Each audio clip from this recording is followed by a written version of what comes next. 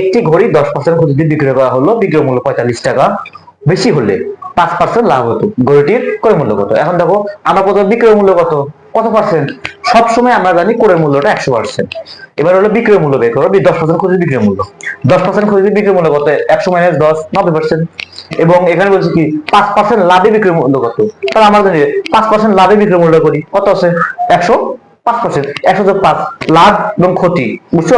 পার্থক্য কত হয়েছে? 90 থেকে 100 থেকে 105 থেকে 90 বাদ দিলে 15%, এটা হচ্ছে পার্থক্য। কত টাকা লাভ হতো? 45 টাকা। তাহলে আমাদের 15% লাভ হতো হচ্ছে 45 টাকা। 1% কত হবে? 45 ভাগ 15।